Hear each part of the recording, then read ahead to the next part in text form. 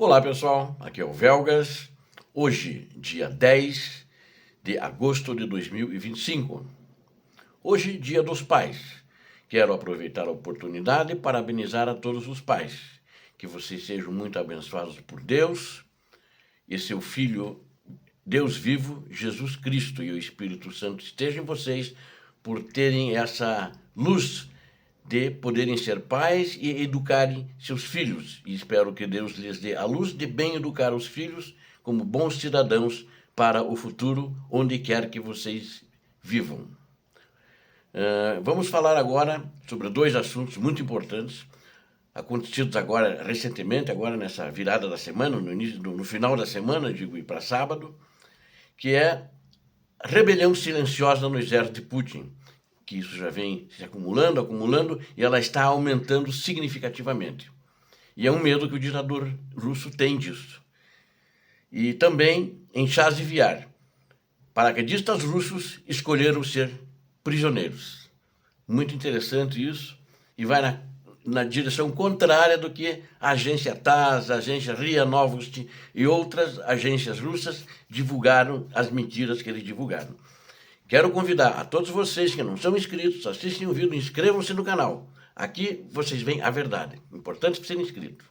E também convido a todos a darem um like, compartilharem com suas redes sociais e a fazerem seus comentários sempre bem-vindos. Muito obrigado. Bom, vamos falar primeiro da rebelião silenciosa no exército de Putin. O que é isso?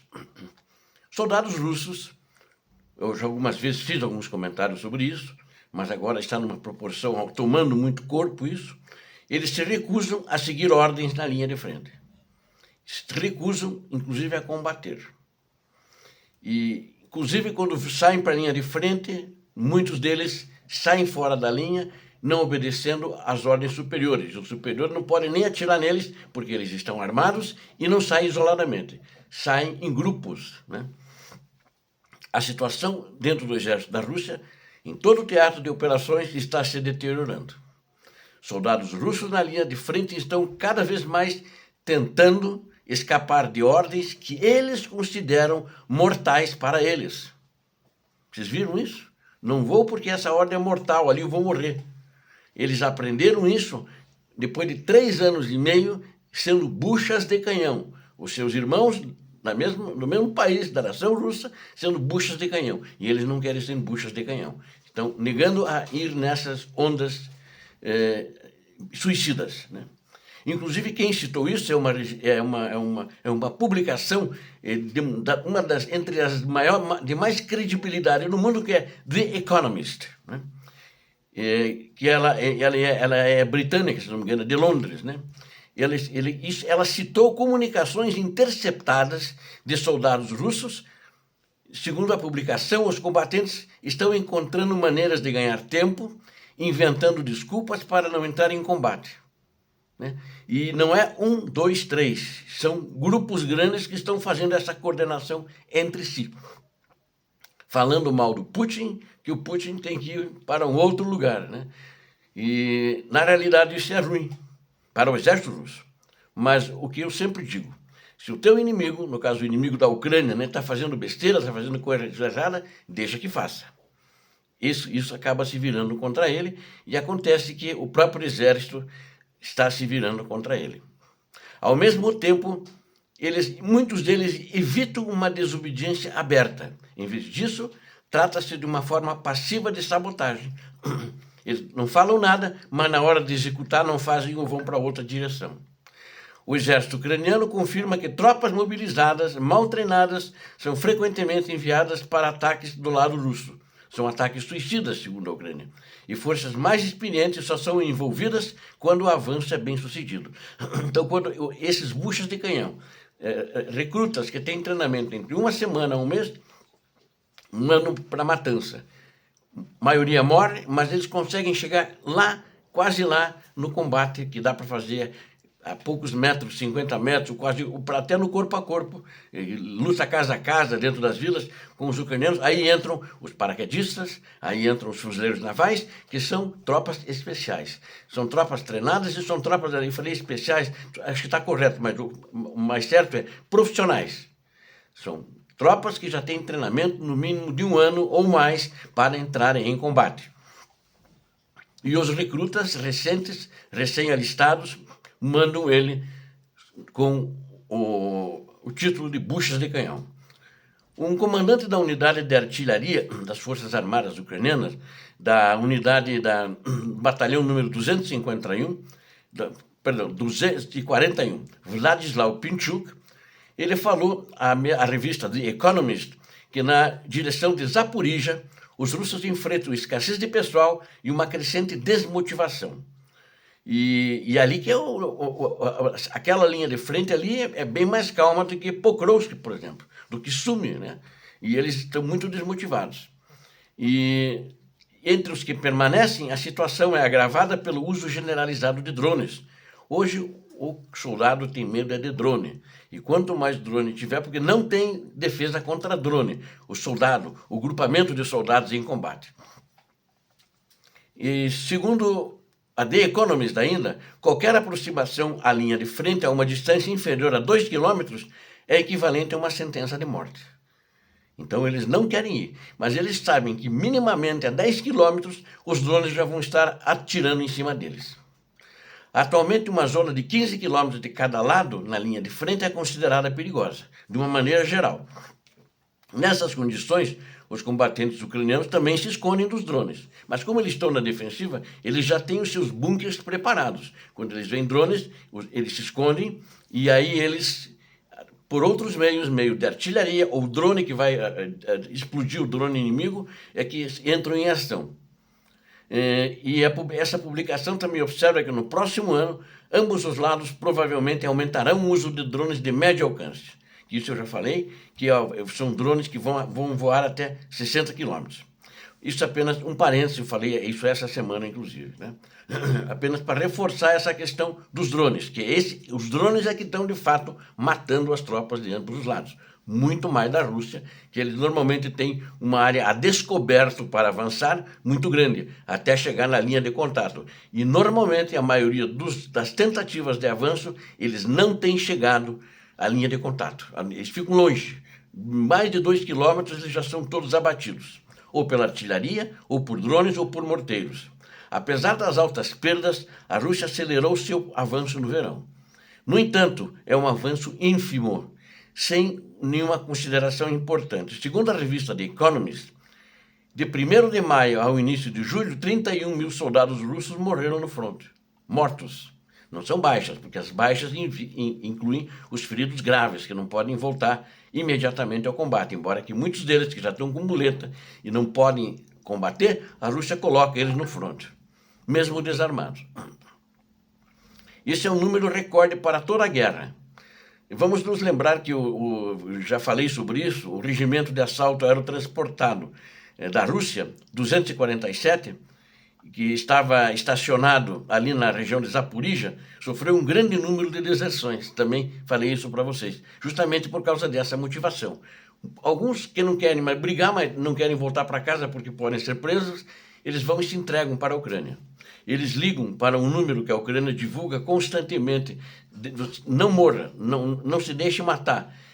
Você vai ser bem tratado como prisioneiro. E eles vão e se entregam. Eles marcam um ponto de encontro, ou isoladamente, ou vão em grupos e se entregam para o exército ucraniano, que transfere eles para a prisão enquanto a guerra durar.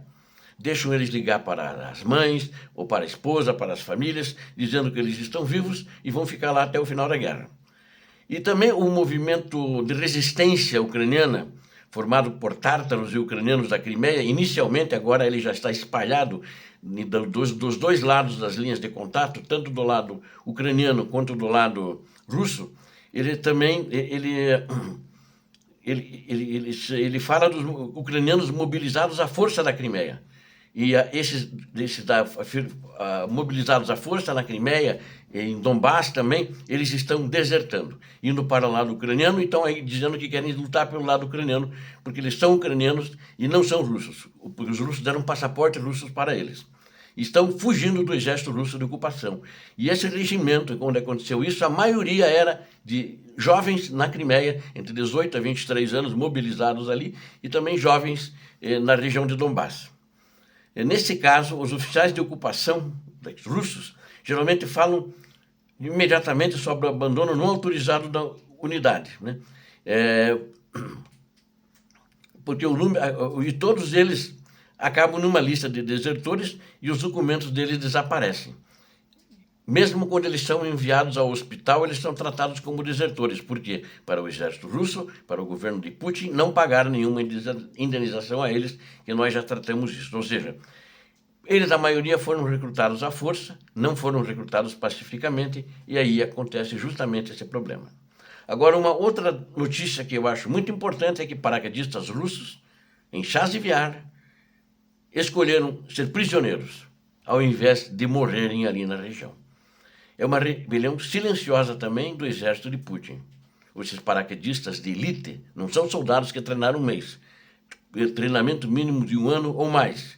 Eles escolheram o cativeiro. Não querem ser mortos. Eu acho interessante, isso aconteceu entre 3 a 4 dias atrás, que eles se entregaram. E justamente 4 dias atrás, aproximadamente, 4, no máximo 5, a Rússia anunciou que Chasiv-Yar caiu. E eles entraram em toda Chasiv-Yar. Aí eu olhei isso, vi em alguns canais russos, vi em algum jornal russo, aí fui confirmar a Ucrânia. Não, continua na mão da Ucrânia. Aí fui ver o número de ataques que naquele período teve. Não teve mais do que 3 ataques num dia, outro dia 2, e mais nos outros dias 1 ataque por dia. Nunca tomariam lá. Na realidade, eles perderam não toda essa brigada mecanizada, que é uma brigada blindada, mas grande parte dela, né? E eles entregaram-se para a brigada número 24 da Ucrânia, que é uma brigada mecanizada também. Esses que se entregaram não estavam com nenhum blindado, eles vieram a pé, como quem vem pela linha de ataque, né, para chegar na linha de contato, só que eles vinham com bandeiras brancas. Um grupo grande, a Ucrânia não quis informar o número ainda, e se renderam ali na região antes da cidade de Chasiv-Yar. Então a brigada ucraniana enfatizou que os prisioneiros não correm nenhum perigo. Veja só como a Ucrânia tratou eles.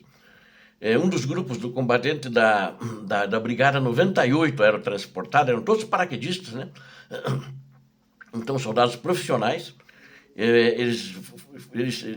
Esse grupo que se entregou percebeu que os seus comandantes os haviam enviados para serem massacrados e entregues ao cativeiro ucraniano, né? E eles falaram isso. Então a brigada enfatizou que os prisioneiros, a brigada ucraniana, daí, eles conversaram, interrogaram esses prisioneiros, e a brigada enfatizou que os prisioneiros são tratados de acordo com o direito internacional. São alimentados, recebem água, podem fumar e descansar, sem espancamento, sem tortura, sem estupros, sem humilhação. Todos serão tratados de maneira humana, digna, sem espancamentos também. Isso foi enfatizado pela Ucrânia. E eles também observaram que a última chance deles voltarem vivos para casa justamente é se entregar. A brigada mostrou fotos de prisioneiros para as famílias, mandaram via WhatsApp. Muitos deles notaram que têm inúmeras tatuagens que foram feitas por prisões russas, ou seja, eles eram prisioneiros também. Os próprios soldados capturados admitiram estar exaustos, com fome, faz tempo que não recebiam alimentação, alguns 3 ou 4 dias, e sem entender pelo que estavam lutando. Eles descobriram que estavam lutando e não sabiam por que estavam lutando, e por Putin eles não querem lutar. Foi o que disseram. As forças ucranianas também se dirigiram às famílias dos militares russos. Como eles tinham telefone, seus entes queridos preservaram suas vidas, ele disse. Então, eles telefonaram à Ucrânia, um oficial da Ucrânia falou com cada família e deixou o prisioneiro falar com a família também, e eles disseram o seguinte, que estão sendo mantidos em condições adequadas, recebendo alimentação e assistência médica, porque tinha feridos ali também. Digam isso a seus concidadãos, né? A Ucrânia não é um lugar para reformar russos. Ninguém é reeducado aqui. Eles são eliminados. Ou, se entregarem, ficarão vivos. Eliminados em combate, certo? E a única chance para aqueles que já estão em guerra é se render ao cativeiro ucraniano para permanecerem vivos e voltarem para casa. Anteriormente, as forças ucranianas capturaram 2 russos em Pokrovsk, um dia antes, né? E ambos os soldados também eram moradores da região de Tomsk, na Ucrânia. Poucos antes disso, as Forças de Operações Especiais da Ucrânia capturaram dezenas de fuzileiros navais russos na região de Kursk, uns 2, 3 dias antes, na região de Kursk. Então isso está acontecendo muito. Eles estão se entregando assim, a nível mínimo de aproximadamente um pelotão e até mais. 2 pelotões aconteceu também esses dias, né? As tropas da Brigada 810 de Fuzileiros Navais da Rússia foram feitas prisioneiras no mesmo dia em que a Rússia celebrava o Dia de Corpo de Fuzileiros Navais.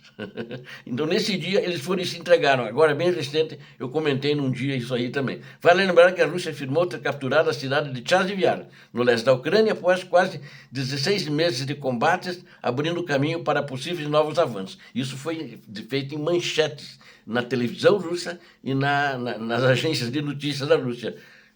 E o Ministério da Rússia também afirmou em um breve comunicado que suas forças libertaram a cidade. Agora a cidade está livre. Mas, quando ao contrário, a brigada aerotransportada foi lá e se entregou, né? O presidente ucraniano Zelensky rejeitou publicamente essa mentira, classificando-a como desinformação. Chasiv-Yar continua ucraniana e eu acho que vai continuar para sempre ucraniana. Obrigado a vocês que assistiram a esse vídeo. Conto com vocês, inscrevam-se no canal, deem um like, compartilhem com suas redes sociais e façam seus comentários. Você que não é inscrito, inscreva-se. Aqui você viu a verdade. Deus abençoe a todos vocês, Deus abençoe a Ucrânia, Deus abençoe o Brasil. Paz e bem, paz para toda a humanidade.